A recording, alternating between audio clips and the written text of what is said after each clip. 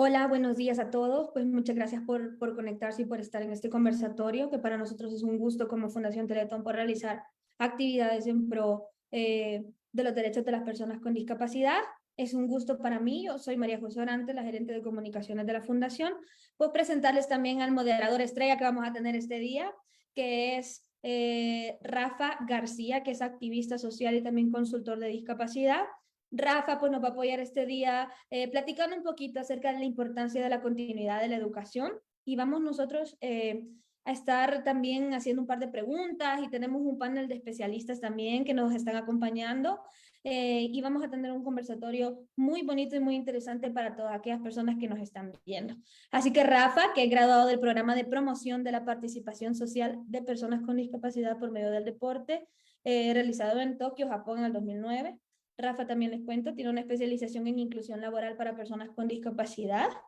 Tiene también diplomados para el fortalecimiento de capacidad de actores locales, para la transversalización de la equidad de género. Tiene también un diplomado en liderazgo en inclusión social y acceso a los derechos de la OEA. Así que estamos, para nosotros, Rafa, es un honor tenerte aquí, que tú seas el moderador de este conversatorio tan bonito que estamos nosotros también promoviendo, ¿verdad?, los derechos de las personas con discapacidad por medio de él, y es pues para nosotros muy importante y estamos muy agradecidos de tenerte, así que te doy la palabra. Buenos días, Majo, y buenos días a todos los presentes. Es un gusto para mí poder apoyar ahora y representar a las personas con discapacidad que formamos parte de El Salvador.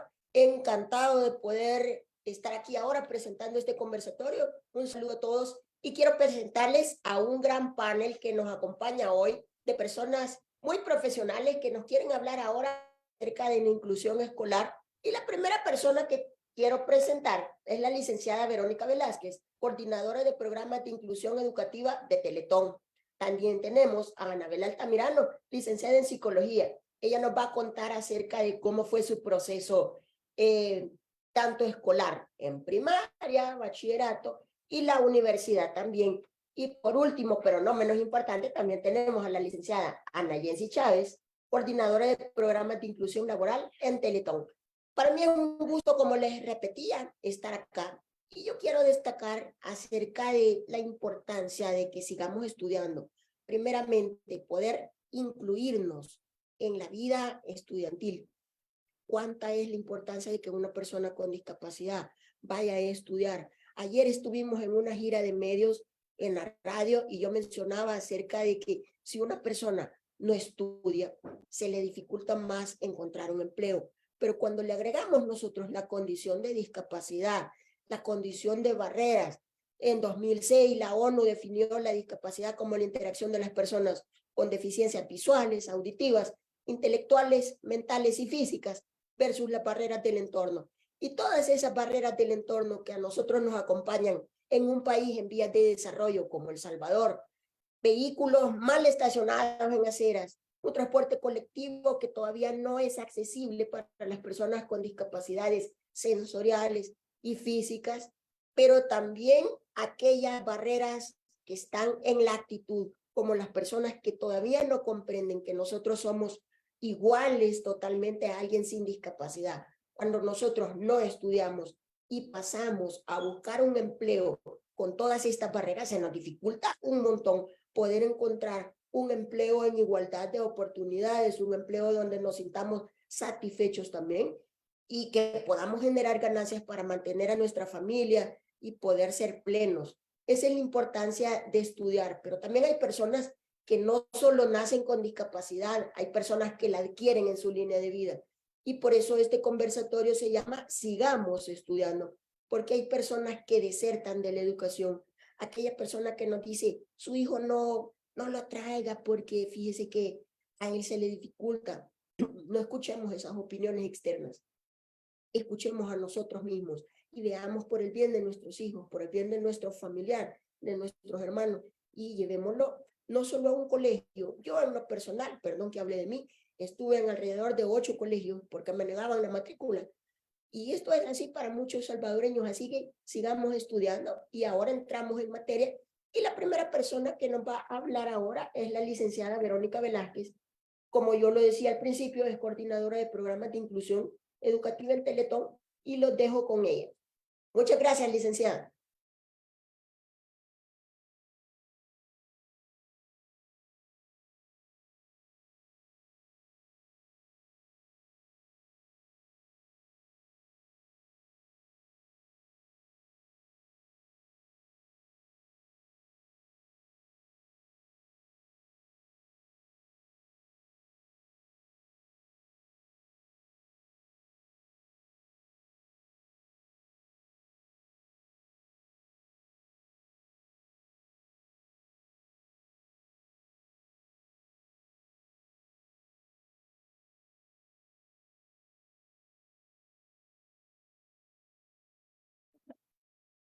Muy buenos días, gracias por permitirnos estar un nuevo año más compartiendo con cada uno de ustedes.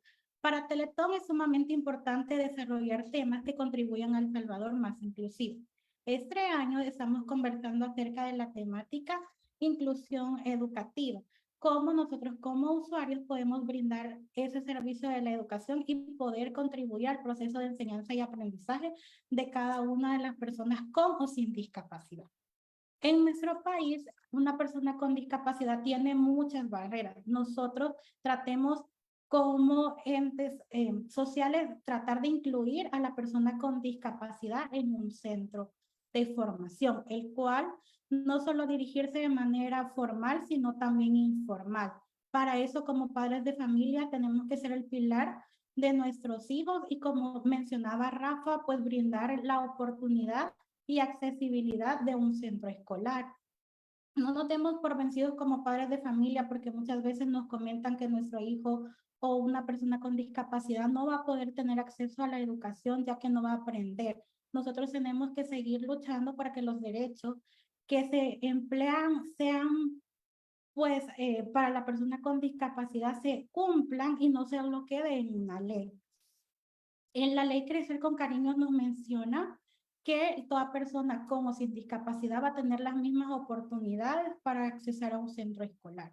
Entonces, hacer valer nuestros derechos, abocándonos a las instituciones para que nosotros podamos contrarrestar el hecho de que una persona con discapacidad no puede estudiar, ya que de esta manera nosotros estamos contribuyendo a que una persona con discapacidad tenga mejores condiciones de vida y al momento de empleabilidad, pues tenga las competencias básicas para poder optar por un buen empleo. Licenciada, muchas gracias. Tengo aquí yo dos preguntas para usted. La primera es, ¿qué significa la continuidad educativa? ¿Cuál es la importancia de la inclusión dentro de las aulas? Contestando a tu pregunta, pues la continuidad educativa es sumamente importante, ya que de esta manera nosotros estamos forjando en la persona con discapacidad o sin discapacidad un mejor futuro al tener el acceso a una educación.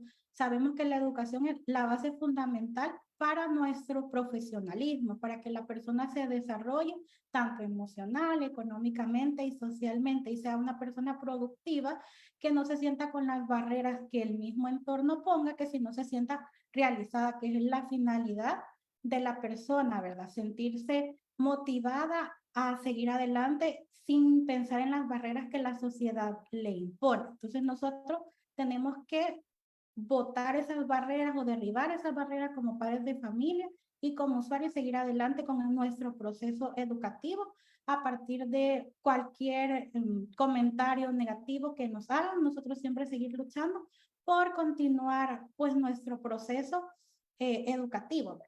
Y con su otra pregunta, pues cómo podemos derribar esas barreras dentro de un salón de clase. El docente tiene la mayor parte de responsabilidad en este proceso, ya que al incluir a una persona con discapacidad no tenemos que hacer esa variante de que esa persona tiene una discapacidad y no va a poder realizar las actividades, que si no tenemos que hacer todo lo contrario, buscar metodologías para lograr la integración en cada una de las personas y no hacer esa distinción de que tiene una discapacidad, que si no aprende el estudiante de esa otra persona que está viviendo muchas veces cuando está en el proceso de inclusión educativa, pues no se siente bien o está en proceso de acoplación a entrar a un salón de clase. Tomar en cuenta que la persona con discapacidad no vea como que es la persona rara de un salón de clases, que si no sea todo lo contrario, formar ambientes inclusivos. Muy bien, licenciada. Perdón, tengo yo una pregunta más. ¿Cuál es el reto de las personas con discapacidad para la educación escolar dentro de nuestro país, El Salvador? Pues la persona con discapacidad tiene muchos retos dentro del ambiente, no solo de infraestructura, sino también en adecuaciones curriculares, ya que muchas veces nos negamos como parte docente al poder brindar una adecuación curricular, muchas veces porque inconsciente o consciente o inconscientemente no realizamos la adecuación o el ajuste que el usuario necesita, ¿verdad? Entonces nosotros estamos dando esa barrera actitudinal muchas veces como docente y somos a veces la piedra de tropiezo, se podría decir así, para la persona con discapacidad al darse cuenta que no brindándole las herramientas que necesita. Entonces, ese es uno de los principales retos. Considero evitar que la parte docente pues tenga esa actitud negativa de querer recibir a una persona con discapacidad dentro del salón de clases y velar pues cada uno de los derechos que la persona con discapacidad tiene, evitando, no haciendo caso a comentarios negativos, como mencionaba anteriormente, formando a los padres de familia también, haciéndole la invitación que por favor lleven al usuario, que dejen que interactúe, que pase tiempo en el centro de formación y no dejarlo en casa, porque muchas veces como padres de familia tenemos ese temor de qué va a pasar con nuestro hijo al querer llevarlo a un centro escolar, que no va a ser bien recibido, que la maestra no lo va a integrar al proceso educativo, que los compañeros lo van a ver de mala manera y tenemos ese temor. Entonces nosotros también como personas con discapacidad mencionarle a nuestros padres que no violenten nuestro derecho a la educación para que nosotros podamos seguir en nuestro proceso escolar, ya que muchas veces los padres sobreprotegen a los hijos, pero también tenemos que tomar la conciencia que no todo el tiempo, aunque nosotros así lo queramos, vamos a estar protegiendo a la persona con discapacidad. Tenemos que dejar que ella sea libre, que se desempeñe por sí mismo, que es el mayor apoyo que nosotros podemos proporcionar a una persona. Excelente, me parece muy bien y me trae muchos recuerdos a la cabeza acerca de todo esto que menciona, acerca del miedo que da a un padre de familia mandar a su hijo a un aula donde no lo va a estar viendo y, y puede ser que le pasen muchas cosas. Al final voy a hablar un poco sobre eso. Y para avanzar con el tiempo, quiero presentar ahora a nuestra invitada, que es la licenciada Anabela Altamirano, licenciada en psicología, y ella nos va a contar acerca de su testimonio de inclusión escolar. Y yo tengo unas preguntas por acá, pero quiero que Anabela se presente y nos comente un poquito y luego yo, Anabela, le voy a hacer unas preguntas para que usted pueda explicarnos más a los que se han unido a este bonito evento para poder conocer cómo crear un país más inclusivo, esta vez hablando de la brecha de la educación. Así que bienvenida, Anabela, un gusto. Ok, perfecto. Muchas gracias, Rafa, por esta invitación y gracias a todos por estar aquí pendiente. Bueno, como ya dijeron, mi nombre es Anabela Altamirano y pues yo actualmente soy egresada de la carrera de psicología de la Universidad Dr. José Matías Delgado. Bueno, les voy a contar un poquito sobre mi experiencia, tanto en el colegio como en la universidad. Yo creo que se puede resumir en una tan sola cosa. En todos mis años de escolaridad, creo que la base de todo ha sido la comunicación asertiva que he tenido con todos mis docentes y catedráticos de los centros educativos donde yo he estado estudiando.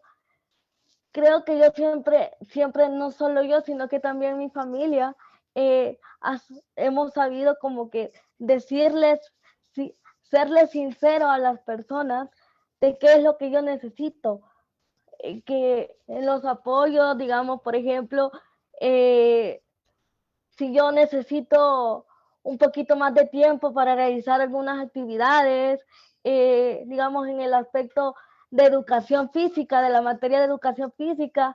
Entonces, también eso como ha sido también un punto esencial en las instituciones. Yo creo que también no solamente eso, sino que a mí me ha servido aprenderme a defender en el mundo, porque no solamente el hecho de adquirir un trabajo, sino que también aprender a ver cómo es el mundo en realidad, porque el estar estudiando en una institución regular, a mí me ha ayudado a saber cómo son las personalidades de cada individuo y qué es lo que yo tengo que hacer y cómo reaccionar en cada momento y en cada situación que se me presente. A veces, como todos, a veces no reacciono de la mejor manera, pero eso me ayuda a aprender que yo esto ya no lo debo hacer, lo voy a modificar. Entonces, como que todas las experiencias me han servido para crecer y para ¿cómo se llama? Y para saber en qué momento y qué es lo que me ayuda y qué es lo que como que tengo que aprender a, ¿cómo se llama? A mejorar, o mis áreas de oportunidades también.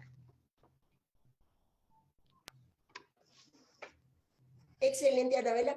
Eso me responde un poco a la primera pregunta que tenía por acá, que mencionaba cómo fue tu experiencia para la inclusión escolar, pero yo tengo una duda aquí y yo definía al principio el concepto de discapacidad y hablábamos acerca de que eran barreras que estaban en nuestro camino, que nos impedían poder tener una participación plena, justa y equitativa en igualdad con las personas sin discapacidad.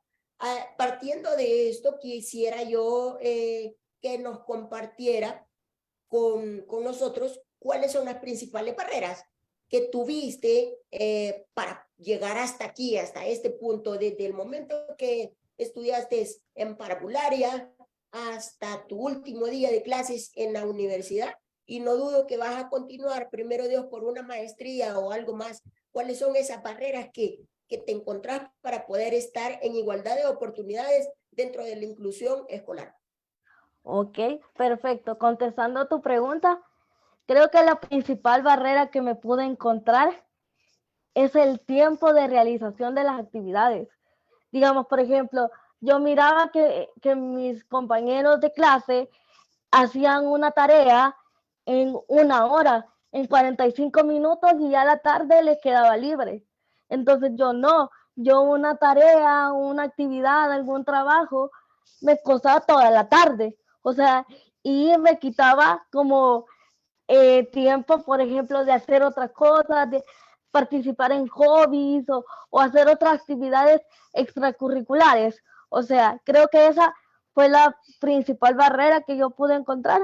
También, como decía anteriormente, la motricidad fina en cuanto a los parciales, exámenes, me costaba mucho porque yo era la última en salir del salón de clase por los exámenes. Entonces, me costó acoplarme en eso, en el tiempo, porque sí tuve que, digamos, como que hablar, por lo menos que me dieran unos 5 minutos adicionales eh, hacia los demás para poder terminar. También otro aspecto que es importante mencionar, un tercero ya de último, es la materia de educación física. Yo no realicé educación física en los colegios donde yo estuve, porque no encontraron ninguna actividad deportiva que yo pudiera realizar. Entonces a mí siempre me ponían la nota mínima, que para el colegio era 6, entonces nunca pudieron encontrar ninguna actividad y bueno, yo creo que eso, solamente esas tres Son como que las principales que yo te puedo mencionar. Ok, Anabela. Yo, déjenme contarles que yo conocí a Anabela en la universidad y yo recuerdo que ella estaba en el mismo edificio de ingeniería, yo estudié ingeniería industrial y yo recuerdo que estábamos en el mismo edificio y la peculiaridad de que pasaba aquí era de que Anabela recibía clases en un tercer piso y en la universidad instalaron un ascensor, pero el ascensor casi nunca servía. Así que esta también pudiera ser otra barrera porque tocaba que buscara a alguien que apoyara a subirnos, tanto a Anabela como a mí. Yo casi no subía a este edificio solamente para algún trámite con recursos humanos, pero recuerdo que Anabela sí tenía clases hasta allá y esta es otra barrera que las personas con discapacidad nos encontramos en todas partes donde hay un segundo, un tercero, un cuarto piso, que no existe una rampa. En el caso de un ascensor, si bien es cierto, es una solución muy bonita y muy práctica, pero cuando se va la energía eléctrica, volvemos a tener discapacidad porque podemos quedar ya sea atrapados arriba o abajo. Hablando también de que el país es el Valle de las Hamacas y que tiembla en cada momento. Por ahí dice la seguridad ocupacional que no se tiene que usar un elevador para poder evacuar. Así que este es una falencia que tenemos los usuarios de silla de ruedas o con discapacidad física en el tren inferior, porque no podemos evacuar cuando estamos en un segundo o tercer piso en igualdad de oportunidades por una ruta de evacuación, por una escalera de emergencia o todo eso. Así que lo voy dejando ahí como un semillero para que los que nos escuchan puedan comenzar a ver en qué podemos cambiar nuestro entorno. Y la siguiente pregunta, Anabela, es: ¿qué mensaje le puedes dar a los padres de familia, profesores y otros jóvenes que como tú están trabajando para lograr y estudiar, para poder lograr estudiar, perdón, y lograr la inclusión escolar dentro de nuestro país? Bueno, yo la verdad es que los animo que no solamente, vaya, por ejemplo, considero que uno también necesita como que lo monitoreen cada cierto tiempo, es decir, que vayan a inspeccionar cómo va la inclusión, porque no simplemente de decir, pongamos a este niño a estudiar y ya lo dejamos solo. No, sino que ir, digamos, cada 6 meses, cada año, ir a ver cómo se va integrando. ¿Por qué? Porque no solamente es el aspecto educativo, es el aspecto como mental, cognitivo, ni nada de eso, sino que también es integral. ¿Por qué? Porque también el hecho que la persona socialice con los compañeritos, con sus docentes, también eso ayuda a que la persona se desenvuelva mucho. Entonces, siento que ese aspecto de, de ese control, de ese monitoreo, creo que ayudaría muchísimo a que el hecho de la inclusión sea más completa.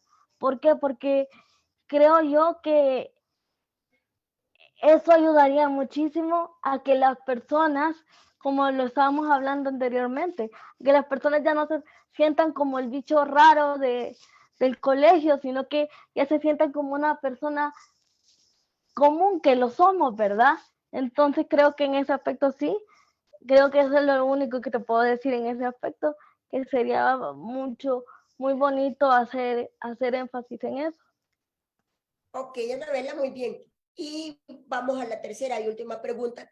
Y es ahora ya en un plano profesional, ya desde tu carrera como psicóloga, ¿cómo pudieras aportar a nuestro sector de personas con discapacidad para que lo que nosotros pasamos, todos aquellos episodios feos, por decirlo así, que vivimos para llegar hasta este momento que estamos en nuestras vidas, no le pasen a un niño que nació hoy con discapacidad, a una persona que ahora adquirió discapacidad por medio de un accidente, una enfermedad, cualquier situación, y que tiene que reinsertarse, que tiene que incluirse en la educación escolar? ¿qué le dirías como psicóloga para que esto funcione mejor? ¿Cuál sería tu aporte?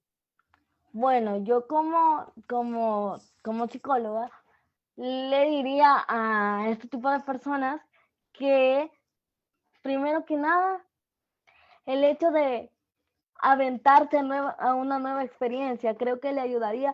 Sé que, y yo lo he experimentado, he tenido episodios donde me he sentido triste, donde me he sentido sola, donde, donde no he encontrado con quién hablar, pero eso es parte de, o sea, es parte, como decimos nosotros, es parte de la experiencia. Entonces, yo creo que como psicólogo yo le puedo decir el hecho de aventarse, porque la vida es prueba y error. O sea, como si tú no probas algo, no puedes saber si está bien o mal.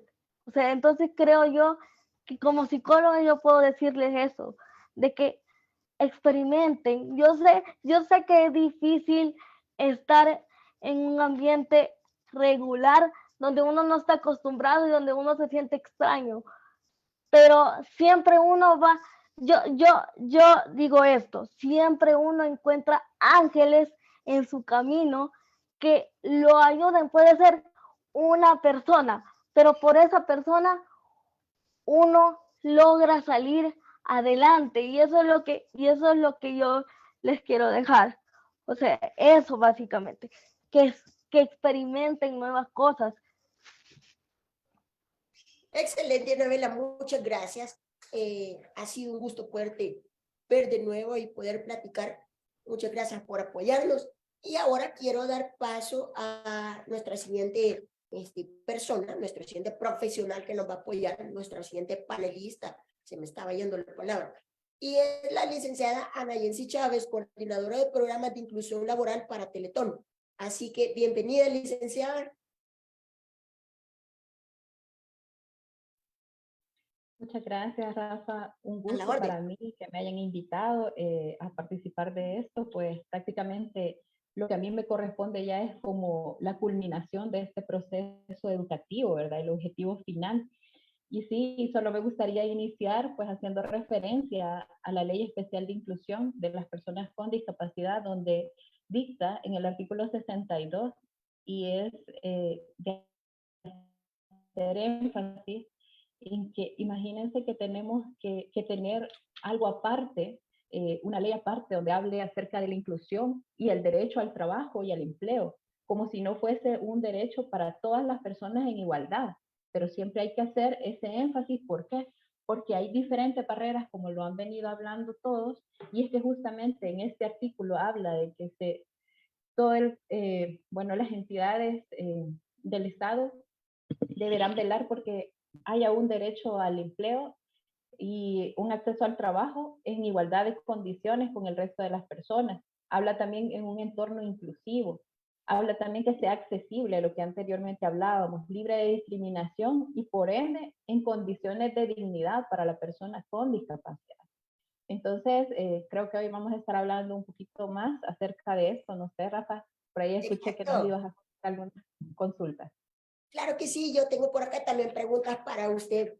La primera pregunta dice, según su experiencia en la inclusión laboral, ¿cuáles son las deficiencias que tienen las personas que vienen a la bolsa de empleo de Teletón en busca de un trabajo, de un medio para subsistir de una forma digna con respecto a la escolaridad? ¿Cuáles son esos retos que usted encuentra en esta situación?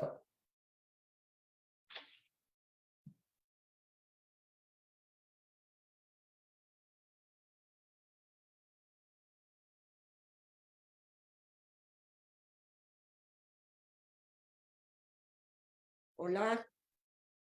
Hola, lo siento, creo que hemos tenido problemas de conexión porque no le escuché Okay. lo último de la consulta. Buenísimo, con gusto le repetimos. La pregunta dice, según su experiencia laboral, acá en Teletón, con la situación laboral de una persona con discapacidad, que tiene dificultades para poderse escolarizar, digámoslo así, ¿será que es un reto para usted encontrar una plaza laboral para esta persona o se maneja de la misma forma que, por ejemplo, una figura como Anabela que ya tiene una carrera profesional terminada? Por ejemplo, en mi caso, yo hacía mención ayer en la gira de medios, ejemplificando, ¿verdad? Vamos a tomar a una persona de nuestro país y digamos que esta persona vive en la zona rural. Al final quiero aclarar un poquito acerca de esto porque muchas veces nos regimos por la forma motivacional acerca de las personas con discapacidad y esto como que nos potencia a que nos vean como superhéroes o ejemplos a seguir y esto no está del todo bien, pero después lo voy a explicar. Y esta persona de la zona rural no tiene las mismas condiciones que alguien de la zona urbana. Es decir, las barreras para alguien de la zona urbana puede ser que no puede abordar el transporte colectivo para poder llegar a su centro escolar. Pero cuando hablo de alguien de la zona rural, es una persona que vive en un caserío, en un cantón, y que su escuela está quizá a 3 kilómetros lo más cerca, pero si esta persona tiene una discapacidad física, por ejemplo, ¿cómo llega a pie hasta este lugar si ni siquiera puede subirse en una bicicleta y todo esto? Entonces la persona, los padres erróneamente deciden hacerle caso al profesor que no está informado y le dice que ya no lo mande a estudiar porque esta persona se le dificulta mucho llegar hasta el centro escolar. Y de esta forma se va quedando atrás. Este tipo de persona que tanto le costará encontrar un empleo cuando ya está grande. Y vuelvo a la pregunta, y nuestra pregunta decía, según su experiencia en colocación laboral, ¿cuáles son las deficiencias que tienen las personas que vienen a la bolsa de empleo de Teletón respecto a la falta de escolaridad? Ok, ¿me escucha bien? Ahora sí. Perfecto. Bien, solventados esas dificultades. Bien, le voy a contar. En la bolsa acá en Teletón nosotros encontramos diferentes, por decirlo así, retos en la inclusión. Uno de ellos ya lo comentaban ustedes, que es el tema de la infraestructura, el tema del transporte. No voy a ahondar en ello, sin embargo, solo he de mencionar que, por ejemplo, en nuestra bolsa de empleo de Teletón tenemos ya a muchas personas con discapacidad física, usuarios de silla de ruedas, quienes en muchas ocasiones pudiesen haber sido empleables o haber sido contratados y ya tener hasta 5 o 10 años ya de estar laborando en alguna empresa en específico, pero no se logró la contratación porque la empresa no contaba con la infraestructura o porque la persona le quedaba muy distante el lugar de trabajo y para tener que pagar un Uber, un taxi o movilizarse en un vehículo propio, pues ya se requiere una serie de por decirlo así, de solvencia económica. Entonces, otro de ellos es también el hecho de la escolaridad. Como todos sabemos, hoy en día el mínimo de la escolaridad, inclusive para trabajos, por decirlo así, más operativos, se requiere como mínimo bachillerato general, independientemente cuál sea la modalidad. Sin embargo, más adelante les quiero comentar un poquito acerca de esto. El hecho es que tenemos a muchas personas en la bolsa de empleo que tienen como mínimo sexto o noveno grado, o en su defecto aún no han aprendido a leer y ya tienen la edad para haberlo superado esta etapa, haberlo conocido, pero no es porque no tengan la potencialidad de ellos en sí, sino como tú lo decías, Rafa, y como lo decía también Anabela, en muchos casos es la misma familia quien por el tema de la sobreprotección no permite que el niño o el hijo se enfrente a situaciones de estrés o posibles peligros que todos los niños presentan. Como decía Anabela, me encantó su participación donde habla de que justamente el tema de la discriminación también en los ámbitos educativos, no solo es el hecho de salir del hogar, de ir a incorporarse en el tema educativo, sino también de saber solventar y buscar aquellos especialistas que nos puedan apoyar en el camino para poder tener una orientación adecuada. El seguimiento a la inclusión también es muy importante.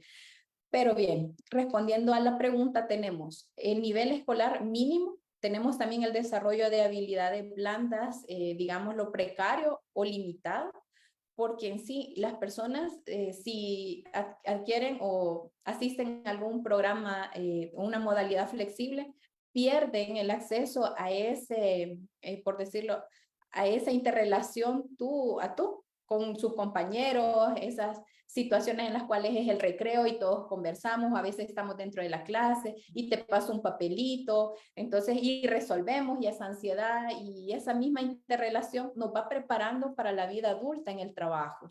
¿Quién en el trabajo no ha tenido en algún momento, por decirlo así, alguna conversación en horas de trabajo, algo personal que ya te motiva y te alegra y tú vas aprendiendo en el ámbito educativo cómo ir organizando tu tiempo, además de esto, cómo llegar a comunicarte asertivamente con los demás, empezás en el hogar, te vas, por decirlo así, te vas afinando ya en la escuela, en el bachillerato, la universidad, el técnico, alguna orientación vocacional, pero eso en sí, las habilidades blandas es algo tan importante y no solo en el ámbito educativo, sino que en el ámbito deportivo, como lo decía Anabela, y por eso nuevamente hago énfasis porque se pasaba más tiempo realizando las tareas y el momento del ocio, el momento del deporte, del momento religioso, cultural, entonces eso muchas veces se salta, se pierde y eso enriquece a las habilidades blandas. Entonces, y esas habilidades blandas no solo es el tema del marco teórico, lo que me enseñan en la escuela, los contenidos, sino también esa parte de cómo yo voy a interrelacionar, cómo yo voy a priorizar, me voy a organizar en el tema del trabajo, cuáles son aquellos valores determinantes a la hora de un trabajo. Entonces, dentro de eso, pues también podemos mencionar el hecho de que no hemos tenido experiencias, que no hay apertura. Entonces hay muchos usuarios que nunca han tenido una oportunidad, no han logrado tener una pasantía, aunque ellos la busquen a diestra y siniestra, no la han encontrado al momento, por la falta de apertura a este tipo de pasantías, por decirlo así, ¿verdad? Entonces, sumado a esto, también tenemos la otra parte, que es que no están cualificados, por decirlo así, en algún oficio, sino simplemente estamos en bachillerato general y como lo hice a distancia y lo hice que me daban como los documentos e iba a hacer el examen, pero no tuve la oportunidad de aprender herramientas de ofimática, plataformas de aprendizaje. Ahora quizás un poquito más, ¿verdad? Digamos, ya tenemos como un poquito más de estimulación en esa área. Pero sí, nos hace falta bastante en este tema y el reto, a pesar de que tengamos tal vez el bachillerato general o algún técnico, tenemos esos vacíos a la hora de la inclusión laboral. Muchas gracias, Bien. licenciada. Doy paso a la siguiente pregunta y dice, ¿qué estrategias o iniciativas se pudieran crear a nivel social para poder mejorar la calidad educativa de las personas con discapacidad desde temprana edad y también las que adquirieron discapacidad en el camino para que continúen estudiando? Sí, estudiando. Ok, pues antes que nada sería el hecho de que se pueda realizar, así como hasta el momento se han realizado algunas campañas de sensibilización, pero que esto se retomara como el diario vivir, como la oración a la bandera, temas de inclusión. El tema es también el seguimiento a cada uno de los centros educativos, y aquí estoy hablando en todos los niveles, inclusive el formal y el vocacional. Entonces, que se den realmente aquellas adecuaciones curriculares, que se den aquellas adecuaciones o que vaya pensando, si en el momento no se cuenta por decirlo, con la solvencia económica en las instituciones, que se vaya planificando a futuro hacer esas modificaciones para tener un diseño universal, como tú lo decías, Rafa. Eso es algo muy importante y además el tema del seguimiento, ¿verdad? Otro de ellos es también tratar de fomentar no solo en el ámbito educativo, sino que en el ámbito social, comunitario, en el ámbito deportivo, porque recordemos que en muchos casos tenemos como, llaman deporte inclusivo, pero sin embargo es un deporte segregado. No es un deporte que realmente lo tengamos en cuenta para todos y que todos vamos a poder practicarlo en ese sentido. Entonces, y lo vemos también en el ámbito recreativo, que no contamos como con muchos lugares que sean plenamente con un diseño universal. Entonces, el ir poniendo todos, porque esto es no solo de las escuelas, esto es desde mi condición como ciudadano. ¿Qué puedo poner yo? ¿Qué granito puedo aportar? ¿Y cómo me puedo educar? Eso es quizás lo principal, ¿verdad? Cómo yo puedo irme educando, cómo educo a mi familia, cómo educo a mi comunidad. ¿Qué parte más importante puede ser si todos pusiéramos un poco? Te digo, Rafa, esto sería una inclusión total. Exactamente. Sí, muchas gracias por su respuesta. Y yo quiero hacer una reflexión final antes de dar paso a las respuestas a las preguntas que nos han hecho los visitantes. Y esta reflexión es acerca de lo que yo mencionaba en mi experiencia que tengo trabajando desde 2015 como técnico en discapacidad. He conocido acerca de que hay por ahí algo que se llama una norma, ¿verdad? Esto se llama, permítanme, me recuerdo que ahorita me han borrado el chip, es el capacitismo. Y el capacitismo nos habla acerca de que existe una norma. En este caso, ¿cuál es la norma? Es ser una persona sin discapacidad. Por lo tanto, muchas veces nuestros padres, cuando tienen un hijo con discapacidad, lo que esperan es que este niño que se le diagnosticó una discapacidad en sus primeros días de vida se componga, por decirlo así, lo digo entre comillas, porque la discapacidad no es una enfermedad. Así que pasan nuestros primeros años esperando que nosotros nos acoplemos a esa norma, a poder ser una persona sin discapacidad para poder gozar de nuestros derechos humanos. Y uno de ellos es la educación. Pero, sin embargo, en nuestro país tenemos que comprender que con o sin discapacidad somos parte de esta sociedad. Por lo tanto, la estimulación temprana, de esto no habíamos hablado, la estimulación temprana que recibe una persona con discapacidad sensorial, puede ser auditiva o visual, o una persona con discapacidad intelectual, es clave para que pueda insertarse dentro del mundo escolar en mejores condiciones que alguien que no tuvo una estimulación temprana. Luego vamos a hablar acerca de lo que yo mencionaba, qué pasa con una persona con discapacidad de la zona rural y una persona con discapacidad de la zona urbana. ¿Será que somos iguales o tiene más barreras la persona de la zona rural por tener más dificultades para poder viajar a un centro escolar? Porque el concepto de discapacidad quizá no lo hemos socializado nosotros los entes activistas sociales, como mi caso, o las personas que nos dedicamos a trabajar este tema, no lo hemos socializado, como lo mencionaba la licenciada, en una campaña que impacte acerca de que la discapacidad no es un error, no es una enfermedad. Por lo tanto, cuando tenemos esta creencia, tal vez el vecino le aconseja al papá de la persona, ya no lo mandes si ellos no aprenden, mejor déjelo aquí en la casa y que pase más tranquilo aquí no le van a hacer burla, aquí no va a tener usted que gastar. ¿Qué pasa con una mujer con discapacidad también? ¿Será que la mujer con discapacidad es igual que el hombre con discapacidad? ¿O será que la mujer con discapacidad tiene más barreras porque vivimos todavía en una cultura con machismo y que pasa por acoso cuando una mujer sin discapacidad aborda una unidad de transporte colectivo o va por la calle?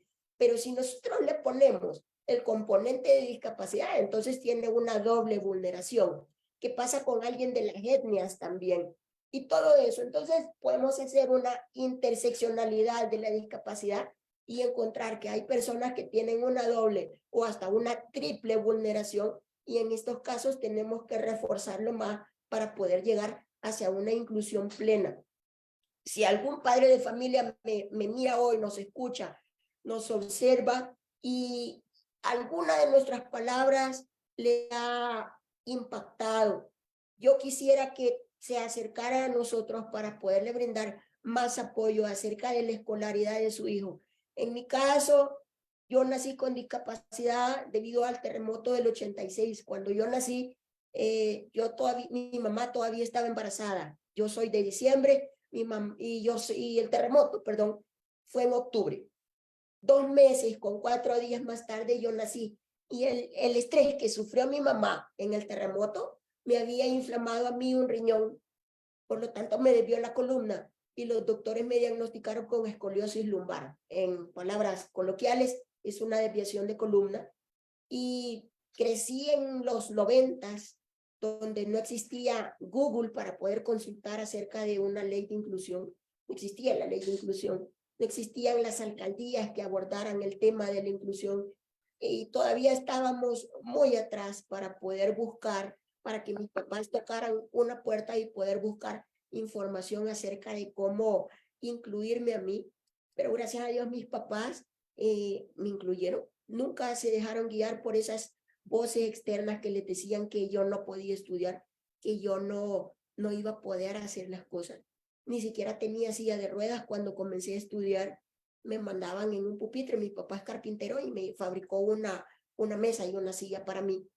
Y esos fueron mis primeros años. Mi primer silla de ruedas la tuve hasta que iba a 3er grado y para mí fue una maravilla ya estar sobre ruedas y poder por lo menos no bajar a recreo porque yo estaba en un 3er piso, pero ya salía yo a la baranda a ver a los niños jugar y algunos se quedaban conmigo, ya iba haciendo más amiguitos y se quedaban conmigo.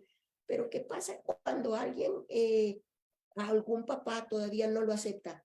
Yo hablaba de la cultura machista y también puede ser que el papá se vaya de la casa por creer que su hijo está enfermo y decir que él no hace niños defectuosos, entre comillas, y pasamos a una vulneración porque también se convierte en una mamá soltera que tiene que cuidar a un hijo con discapacidad y a sus hermanos. Y esta mamá soltera tiene que trabajar y también cuidar a su hijo. Entonces tenemos aquí una bola de nieve que comienza aquí, muy pequeña, en la cima de la colina, con algo que se llama desinformación.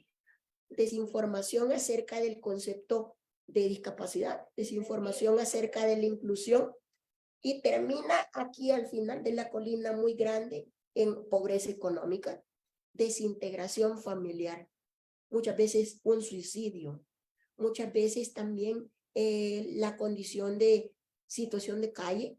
Vemos por ahí personas en los semáforos pidiendo una moneda, pero esto no es porque él no pueda trabajar, sino que porque las barreras del entorno, de la desinformación, lo llevaron a creerse que él no podía hacer nada y terminó en condición de calle. Así que este sería mi análisis muy breve, porque este es un tema que pasaríamos quizá todo el día platicando porque es muy grande y es un tema muy importante. Invito a las personas que están aquí presentes a que se informen más. Yo estoy a la orden en mis redes sociales como Rafa García. He homologado todas las redes sociales a Rafa García, Instagram, Facebook. Incluso hay un canal de YouTube para que usted me pueda buscar y si tiene alguna duda, preguntar y con gusto le vamos a encaminar a una solución. También puede tocar las puertas de Teletón para poder ayudarle a poder escolarizar a su hijo y poder eliminar la mayoría de barreras del entorno que hay para que él pueda ser una persona en igualdad de oportunidades. Las personas con discapacidad no queremos ser superhéroes, no lo somos. No quiero ser un ejemplo tampoco, porque ser un ejemplo es una mochila muy pesada que tengo que cargar y luego termino frustrado. Las personas con discapacidad simplemente queremos ser iguales a las personas sin discapacidad en cuanto a las oportunidades de desarrollo. Así que hoy paso a las preguntas. Tengo yo por acá una pregunta para la licenciada Verónica. Y esta pregunta dice, la pregunta es de David Rivera Zelaya. Muchas gracias, David. Y dice, ¿cómo pueden las instituciones escolares poder ser más abiertas a las personas con discapacidad que intentan poder seguir su vida diaria en condición de discapacidad? Contestando a tu pregunta, pues simplemente respetando el derecho a la educación que tiene la persona, sea con discapacidad o sin discapacidad, ya que todos tenemos el derecho a una educación tanto a nivel público como privado. Simplemente respetando el derecho de la persona vamos a lograr la incorporación al sistema educativo, creando ambientes y oportunidades para todos. Excelente, licenciada. Acá tengo otra pregunta para usted y es de Kelly Rodríguez. Un saludo para Kelly. La pregunta dice, ¿cómo pueden los maestros proporcionar igualdad de oportunidades en las aulas para los alumnos con discapacidad? Creando ambientes de aprendizaje idóneo para la persona con discapacidad y sin discapacidad, sin distinción alguna.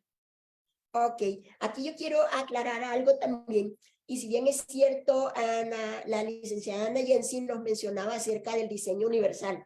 ¿Qué es el diseño universal? Son entornos y productos para todos. Se lo pongo lo más típico, una rampa. Una rampa le funciona a la persona con discapacidad y sin discapacidad para poder subir a un segundo piso, una acera y X cosas. Pero también existe una herramienta que se llama diseño universal del aprendizaje.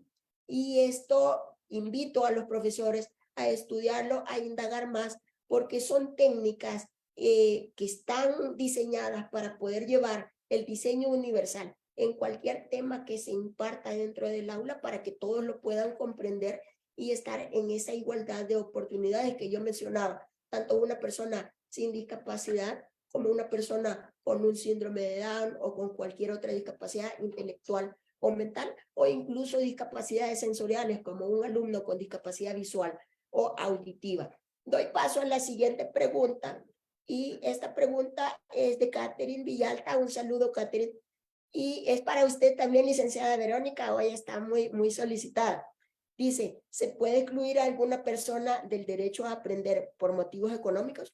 Yo diría que la respuesta es no, pero ilumínenos con su Así es, la profesionalismo, por respuesta, favor. Rafa, sería la interrogante que no, porque toda persona, ya lo veíamos, los derechos de la persona con discapacidad y sin discapacidad, pues nos dice que toda persona tiene derecho a poder educarse. Y en la ley Crecer con Cariño, pues nos habla la parte del colegio, que si la persona con discapacidad está inscrita en un colegio y los padres de familia, por ende económico, ya no puede continuar pagando, se va a esperar que el padre de familia pueda costear el proceso educativo de la persona con discapacidad o sin discapacidad, y tiene derecho a seguir con la continuidad educativa, a presentar exámenes, y serán los padres o responsables de la persona con discapacidad que lleguen a un acuerdo con el ente rector, en este caso el colegio, para así evitar, como se hacía anteriormente, que queden fuera del sistema escolar solo por no poder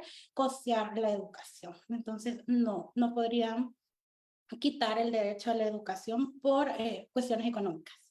Excelente, muchas gracias. Doy paso a la siguiente pregunta, y es de Cris Luna. Un saludo también, Cris. Dice, ¿la educación inclusiva es buena solo para los alumnos con discapacidad o para todos en general? Licenciada Verónica, apóyenos, por favor.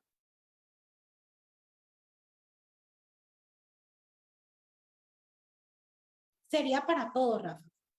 Ok, excelente. Vamos con la siguiente pregunta de Diego Palacios. Muchas gracias, Diego. Un saludo. Es para la licenciada Ana Jensi. Ahora sí cambiamos de profesional, por favor. Y la pregunta dice, ¿qué responsabilidad tienen las personas en las políticas educativas? Me imagino que es la ciudadanía. ¿Qué responsabilidad tiene la sociedad en las políticas educativas? Antes que nada, recordar que las políticas son para todos, no son explícitamente para las personas con discapacidad. Es decir, el respeto a las políticas y la participación plena. Si vemos, por ejemplo, que hay alguna de estas normas o estas políticas que no se está cumpliendo, el exigir o el pedir, el solicitar que se cumplan, eso es parte del granito que anteriormente les platicaba que deberíamos de tener todos. Porque las leyes son para todos. Todos debemos de tenerlas en cuenta, y no es razón el hecho, yo no la conozco, yo no la he leído, el hecho de que no se cumpla. Muchas gracias. Yo también quisiera abonar que muchas veces creemos que este tema no es responsabilidad nuestra, porque podemos decir, yo no estoy a cargo del Ministerio de Educación, así que no puedo hacer nada. Yo no estoy a cargo de una alcaldía, así que no puedo hacer nada.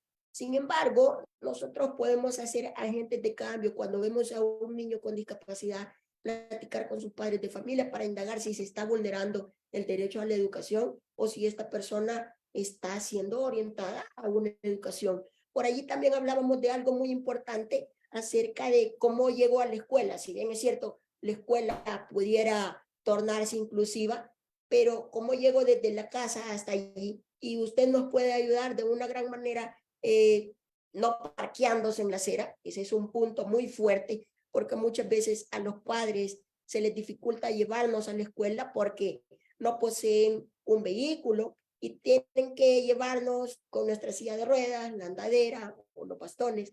Pero cuando encontramos obstáculos por la calle, muchas veces los papás dicen, no lo puedo poner en peligro, mejor no lo llevo.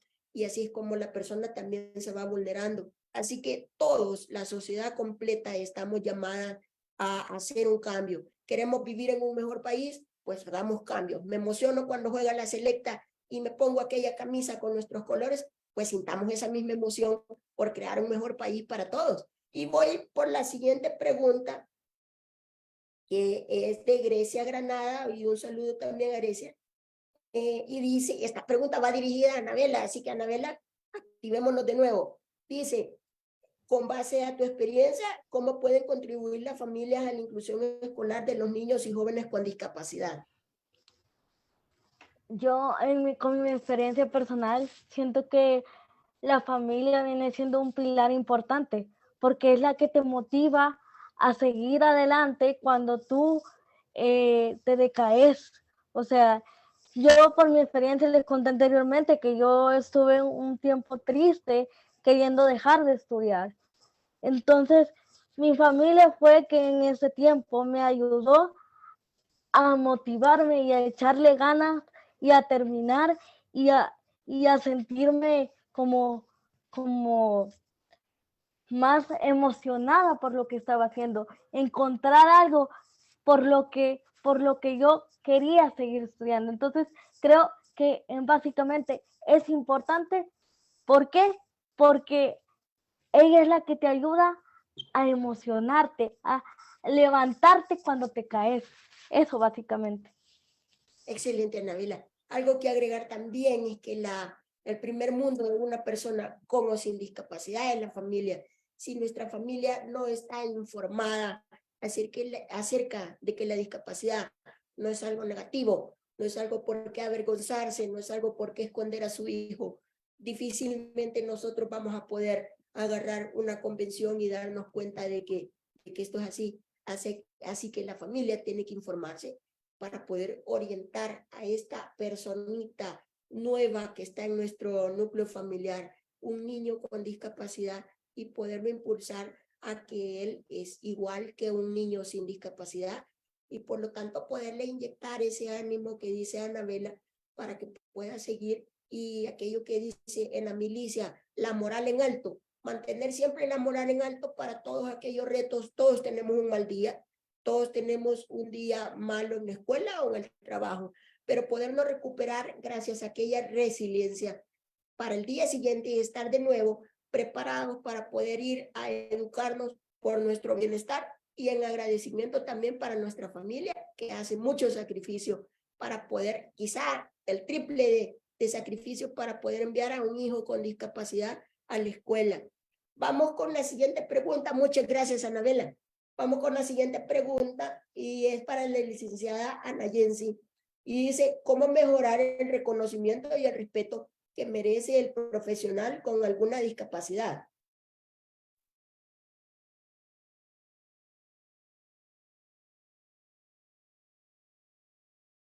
A ver, licenciada, ¿lista? Sí, lista. Ok. Antes que nada, pues el conocer que el hablar de la temática de la inclusión abre puertas también, porque hay muchas personas que todavía tienen estereotipos, tienen mitos, creencias erróneas, como por ejemplo que una persona con discapacidad que cuenta con el, por decirlo así, con el récord académico, tal vez no la experiencia en el ámbito laboral, pero sí con las capacidades y habilidades blandas, no va a ser alguien benéfico para una empresa.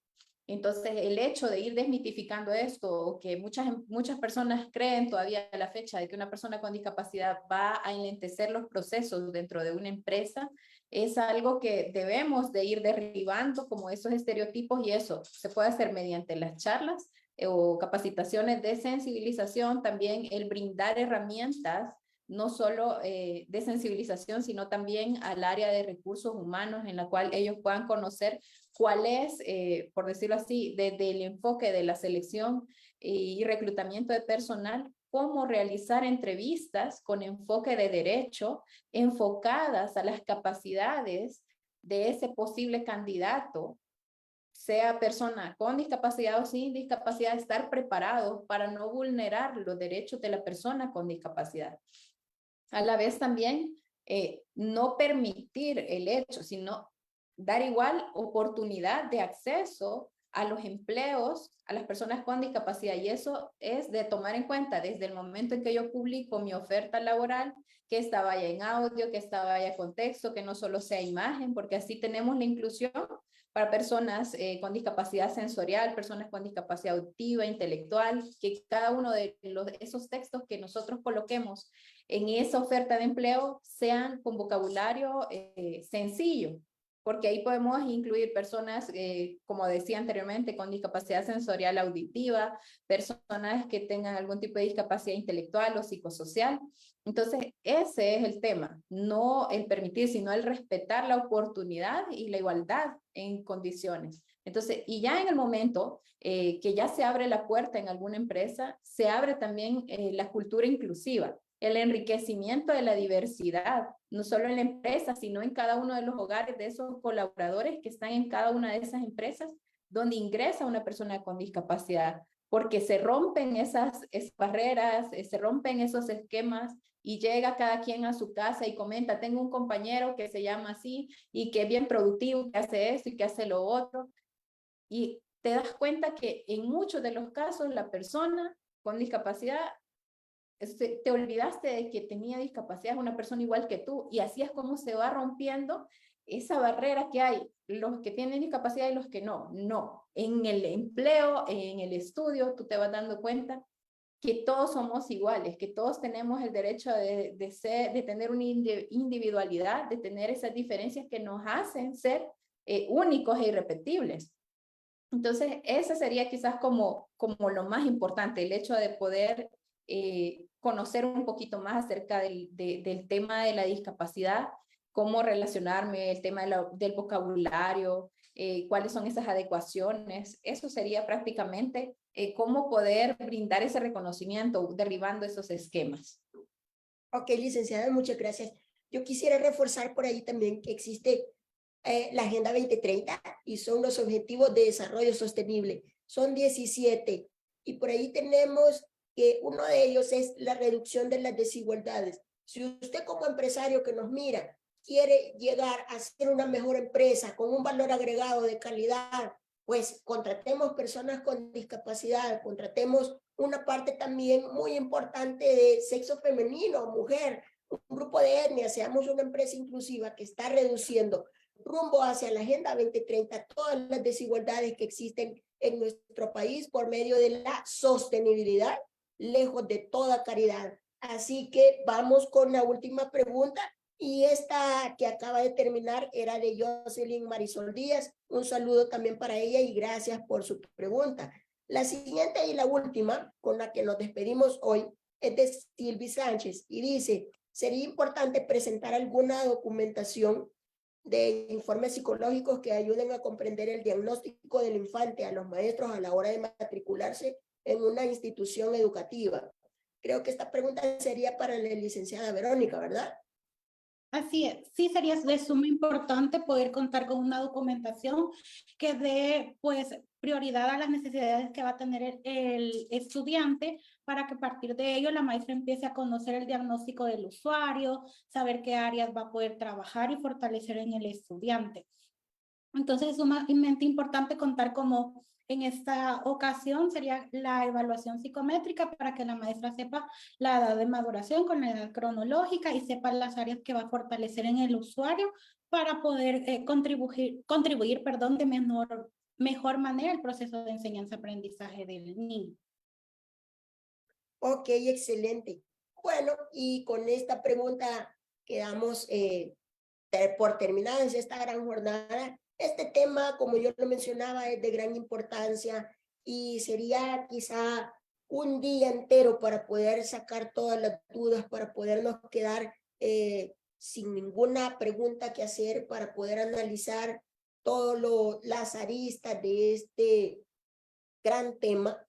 Y yo quisiera agradecer a todos los panelistas por habernos apoyado con su conocimiento hacia todos los padres de familia y alguien con discapacidad también que hoy nos miran, que tienen dudas, que como los papás de Anabela y los míos también un día se tuvieron que encontrar con esa opinión. Le hago caso a mi voz interna de cuidar a este niño para que no le hagan burla, para que no sufra discriminación, o lo mando a estudiar. Le hago caso a esa voz de mi vecino que me dice que él no puede, o le hago caso a mi voz interna que me dice que por allí dicen los papás, la única herencia que le puedo dejar es la educación. Así que abóquese a las autoridades que le estamos informando. Nosotros no somos alguien que esté arriba, somos un amigo para usted para poderle apoyar en consejos para la inclusión escolar de su hijo. Muchas gracias a todos y estamos acá para servirles. Hagamos un mejor país, y me quedo con una frase que dice que todas las aves son diferentes en su forma de vuelo, pero iguales en su derecho a volar.